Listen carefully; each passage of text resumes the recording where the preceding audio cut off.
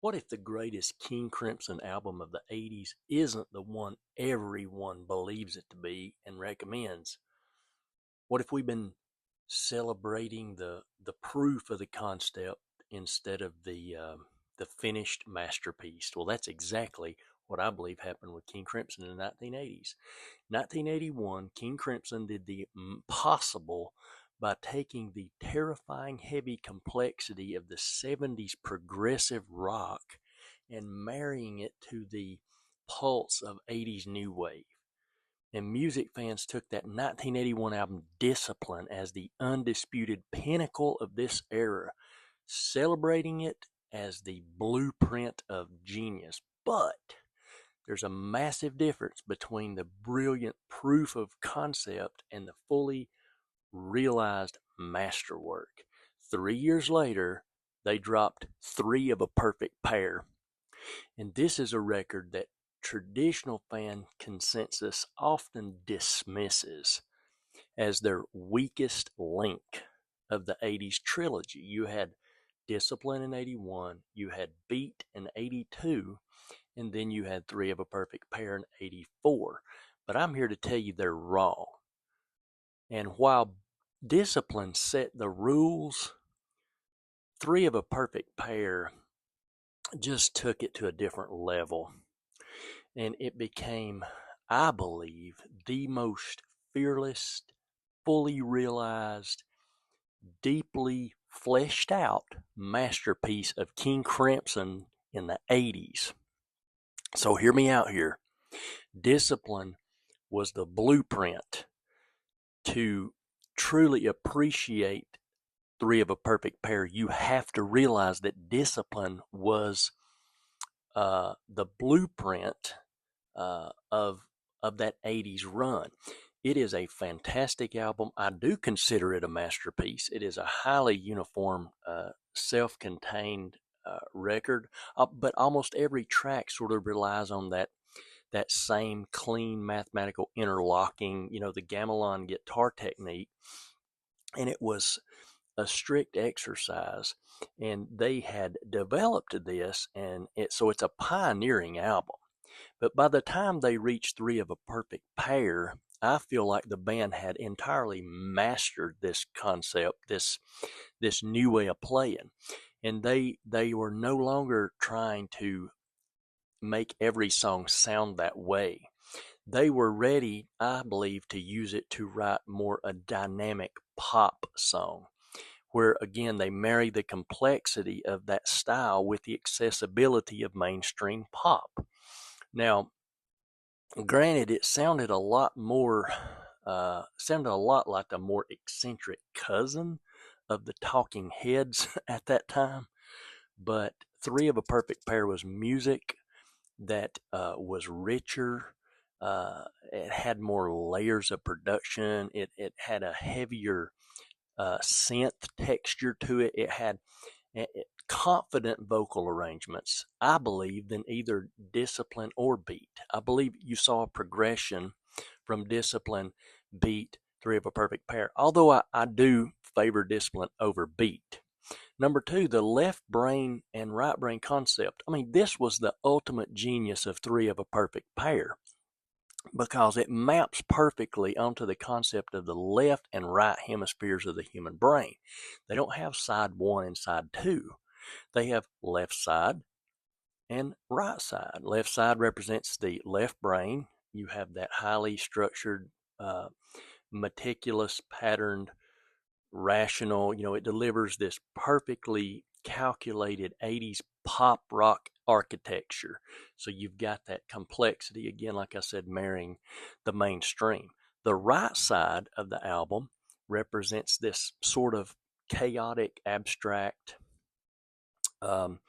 more of a music concrete experimentation. So they divided the vinyl at the time this way. So they didn't just throw in a collection of random songs. It wasn't sort of put together like Discipline or Beat. They used this as a concept. So you've got the right side and the left side. And this sort of forced the listener to confront the two halves of King Crimson's musical identity. in other words. So you have the left side, which is the complexity, but it's also accessible. So on that side of the record, the band achieved the peak, I believe, of their 80s chemistry, because they had the extreme complexity inside the accessibility of the new wave, which was huge at that time in the 80s. The title track is the ultimate proof of this mastery. Three of a Perfect Pair as a song, it's a gorgeous uh, sort of melancholic vocal melody by Adrian Belew, and it sticks in your head instantly. I love the way it comes in. It's very radio friendly, but again, it's that complexity of this dizzy puzzle of interlocking polyrhythms, and you got Robert Fripp and Adrian Belew playing in entirely different time signatures. You got Tony Levin's Chapman Stick again. Gosh, and speaking of Chapman Stick, people talk about Elephant Talk, but on this album is Sleepless. You've got to hear it on Sleepless. This is just they're taking this mind-bending 70s prog DNA and creating a flawless pop song, a bunch of pop songs.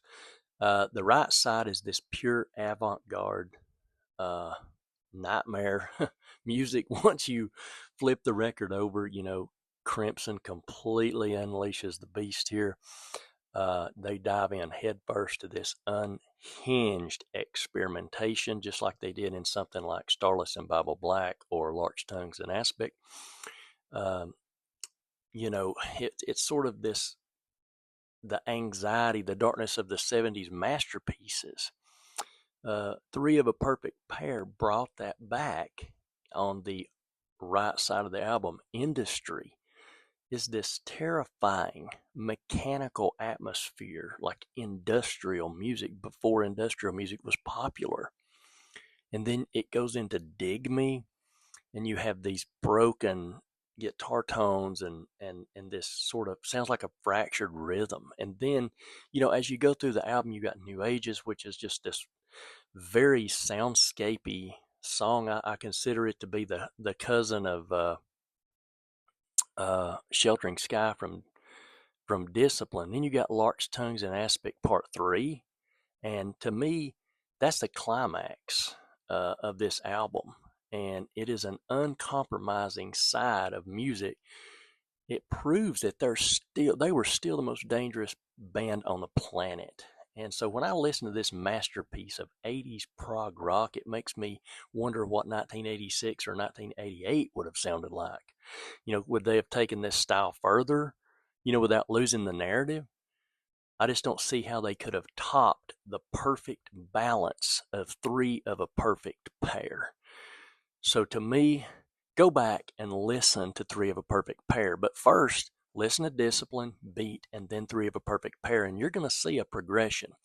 And I believe that although Discipline is the most beloved album of the 80s for King Crimson, and it is a masterpiece, I'm not denying that, but Three of a Perfect Pair, I believe, is the pinnacle of King Crimson in the 80s.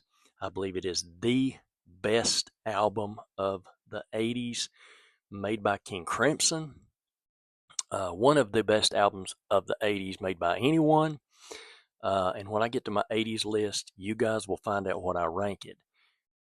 But I just wanted to let you guys know exactly what I believe was the true masterpiece of King Crimson in the 1980s. I'd like to know what you guys think. Share, like it, share it, subscribe. We might not agree 100%, but that's part of this whole thing. It's part of the fun of this whole thing. Is I get to hear your opinion, you get to hear my opinion, and that's what's the wonderful about this whole community. So anyways, until next time, you guys take care.